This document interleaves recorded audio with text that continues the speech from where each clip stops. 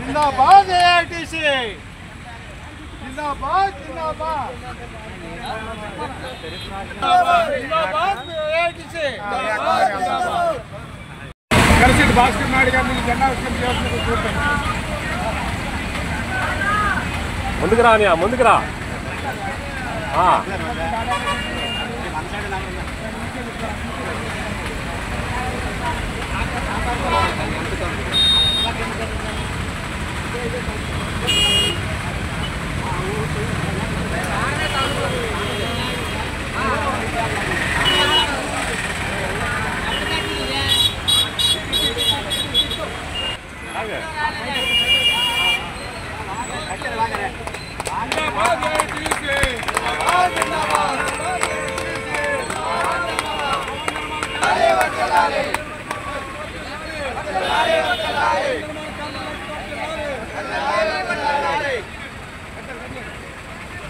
जिंदाबाद जिंदाबाद जिंदाबाद एआईटीसी जिंदाबाद जिंदाबाद जिल्लाली भवन निर्माण कार्मिకుల ఐక్యత जिल्लाली भवन निर्माण कार्मिకుల ఐక్యత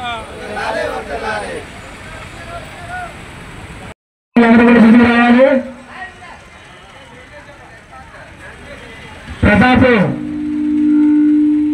మురళి రాజు గారు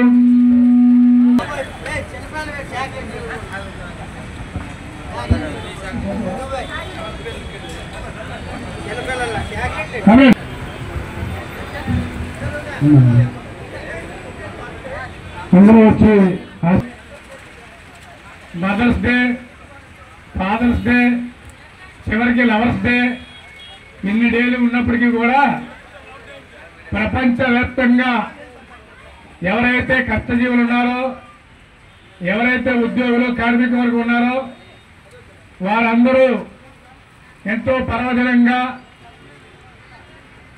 మారుమూల ప్రాంతాల్లో కూడా ఇవాళ ప్రపంచ కార్మిక దినోత్సవం మే డే అనేదాన్ని మనం నిర్వహించుకుంటున్నాం. ప్రపంచంలో అన్ని ప్రాంతాల్లో జరిగే మహోన్నతమైన పండుగ ఏదంటే ఇది కార్మిక వర్గ పండుగ మేడే మాత్రమే. ఈ మేడే ఎందుకు చేస్తున్నామంటే ఈ మేడే ప్రపంచ వ్యాప్తంగా ఆనాడు 1886 ముందు తల్లి తండ్రి పిల్ల ఎవరో తెలియని సందర్భాల్లో యంత్రాలై నిరంతరం శ్రమ దోపిడీ గురవుతున్నటువంటి కార్మిక వర్గం మాకు 10 గంటలు ఉండాలని 8 గంటల పని విధానాన్ని కోసం పోరాడి సాధించినటువంటి అమరవీరులు రక్తంలో నిలిపెక్కినటువంటిది ఈ ఎర్రజెండా.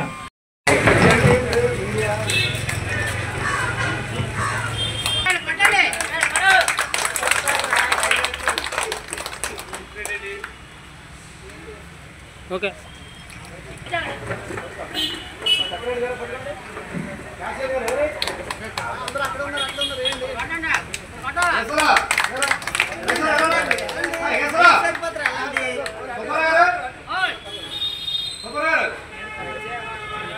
కార్యక్రమానికి మనం ముఖ్య అతిథిగా మన జిల్లా ప్రెసిడెంట్ కోట సత్యబాబు గారిని ఆహ్వానించుకోవడం జరిగింది.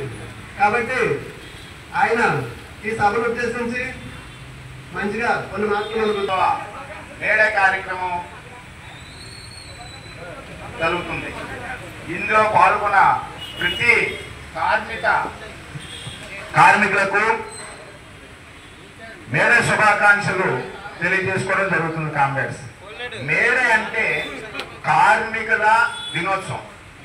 మనం ఏ విధంగా అయితే పండగలను చేసుకుంటామో అలాగే కార్మికులకి ఇది ఒక పండగ లాంటి వాతావరణంతో కూడుకున్న మేడే కార్యక్రమం.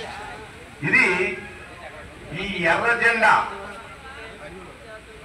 అమెరికా దేశంలో షికాగో నగరం అనే నగరంలోను పెట్టుబడిదారులకి కార్మికులకి ఘర్షణ మధ్య పోరాటంలో పోలీసులతో ఎవరైతే కార్మికులు పోరాడుతున్నారో ఆ పోరాటంలో కాల్పులు జరగడం జరిగింది.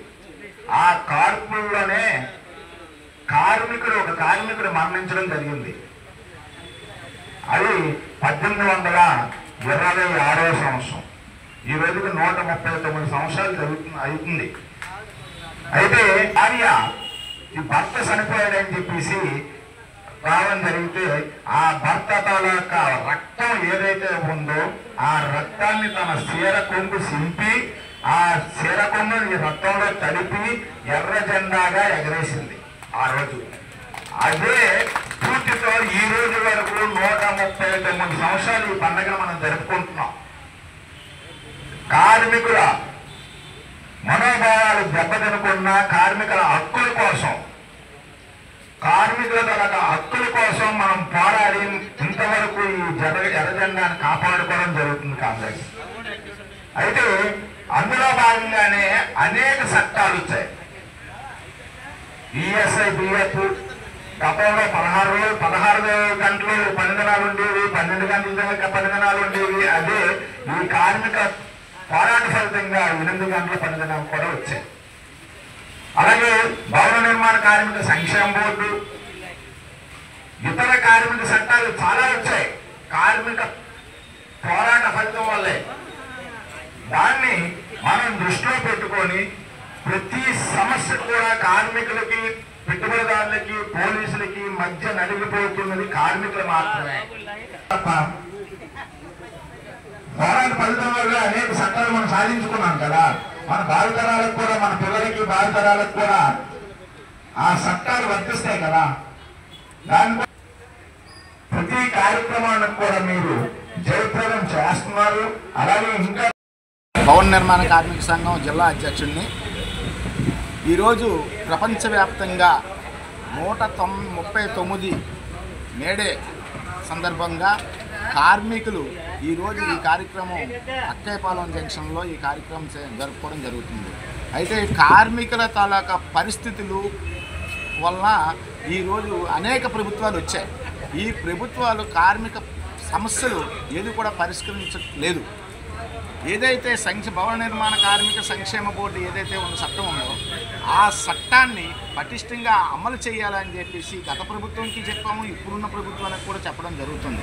దాని మీద సమస్య పైన, ఎందుకంటే భవన నిర్మాణ కార్మికులకి ఇసుక లేక సిమెంట్ ధరలు పెరిగి, రాడ్ ధరలు పెరిగి, అలాగే ముడి సరుకులు ఏవైతే ఉన్నాయో ఇవన్నీ కూడా రేట్లు పెరిగిపోయి పనులు లేకుండా చాలా ఇబ్బంది పడే పరిస్థితులు అయితే ఉంది. అందులో భాగంగానే ఈ భవన నిర్మాణ సంక్షేమ బోర్డు ఏదైతే ఉందో ఆ బోర్డుని ఈరోజు ఈ ప్రభుత్వాలు పటిష్టంగా అమలు చేయాలని, ఆ బోర్డుకి సంబంధించి maternity benefit, marriage gift, accident death, natural death, అలాగే అనే 14 రకాల స్కీమ్స్ ఉండేవి. ఈ చట్టం కూడా పార్లమెంటులో సుప్రీంకోర్టు గైడ్లైన్స్తో పార్లమెంటులో చట్టం చేశారు. ఆ చట్టాన్ని అన్ని రాష్ట్రాల్లో అమలవుతుంది. మన ఆంధ్రప్రదేశ్ రాష్ట్రం ఏం పాపం చేసింది? ఆంధ్రప్రదేశ్ రాష్ట్రంలో ఉన్న భవన నిర్మాణ కార్మికులు ఏం పాపం చేశారు? ఈ ప్రభుత్వాలు ఎందుకు అమలు చేయట్లేదు? దీనివల్ల ప్రభుత్వాల నుంచి వాళ్ళ ఆర్థిక బడ్జెట్లో నుంచి మేము డబ్బులు అడగట్లేదు. ప్రభుత్వాలు మేము వాళ్ళ సొంత నిధుల నుంచి డబ్బులు అడగట్లేదు. మా డబ్బుల్ని మాకు ఇమ్మని చెప్తున్నాం. మా డబ్బుల్నే మాకు క్లైమ్స్ ద్వారా ఇమ్మని చెప్తున్నాం. ఎందుకంటే మాకు 1% సెస్ ఏదైతే బిల్డింగ్లు ఉన్నాయో ఆ బిల్డింగ్ల మీద, రోడ్ల మీద, అలాగే కాలువల మీద అన్నింటి మీద 1% సెస్ వసూలు చేయాలని చెప్పేసి సుప్రీంకోర్టే చెప్పింది. ఆ సుప్రీంకోర్టు గైడ్లైన్స్ని కూడా ఇప్పుడున్న ప్రభుత్వాలు అమలు చేయట్లేదంటే కార్మికుల పరిస్థితి ఏంటి? కార్మికులు ఏ విధంగా ఇబ్బంది పడుతున్నారో కనీసం ప్రభుత్వాలు చూడాలి కదా. మొన్న ఏదైతే ఇప్పుడున్న కూటమి ప్రభుత్వం ఉందో ఈ కూటమి ప్రభుత్వాన్ని కూడా మేము విన్నపం చేసాం. ఏమని? మా సంక్షేమ బోర్డు ఏదైతే ఉందో దాన్ని అమలు చేయండి అంటే ఎలక్షన్లో భాగంగానే లోకేష్ గారు, చంద్రబాబు నాయుడు గారు, పవన్ కళ్యాణ్ గారు వీళ్ళు ముగ్గురు కూడా హామీ ఇవ్వడం జరిగింది.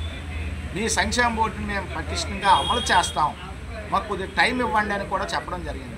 ఆల్రెడీ ఇప్పుడు సంవత్సరం అయిపోతుంది, కానీ సంక్షేమ బోర్డు ఊసే ఎత్తట్లేదు ప్రభుత్వాలు. మరి భవన నిర్మాణ కార్మికుల పరిస్థితి ఏంటి? ఇప్పుడు మీ డబ్బులు ఏమైనా మేము అడుగుతున్నామా? లేకపోతే మిమ్మల్ని ఏమైనా మీ జోబులోంచి అడుగుతున్నామా? మా డబ్బులు మాకు సెస్ రూపంగా వసూలు చేసే డబ్బులు అంతా ఏమవుతున్నాయి? సెస్ను కూడా పటిష్టంగా వసూలు చేయట్లేదు. ఎందుకంటే పెద్ద పెద్ద బడా కాంట్రాక్టులు కానీ, బిల్డర్లు కానీ ప్రభుత్వానికి కొమ్ము కాసి సెస్ను కూడా ఎగ్గొట్టే పరిస్థితి కనిపిస్తుంది. వాళ్ళ దగ్గర లేబర్ డిపార్ట్మెంట్ ఏం చేస్తున్నారు? సెస్ వసూలు చేయాలి కదా. సెస్ వసూలు చేస్తే ఆ డబ్బు కార్మికులకు ఇమ్మని చెప్తున్నాం మేము. తగ్గిందండి ఈరోజు. అందువలన ఏంటంటే ఈరోజు మేడే కార్యక్రమం, మేడే పండగ, ఇది కార్మికులకి ఒక పండగ వాతావరణం. ఈ వాతావరణంలో కార్మికుల సమస్యలపైన పోరాటం చేయాలని చెప్పేసి, అలాగే ఈ కార్యక్రమాన్ని జయప్రదం చేయాలని చెప్పేసి కోరుకుంటున్నాను. ఓకే.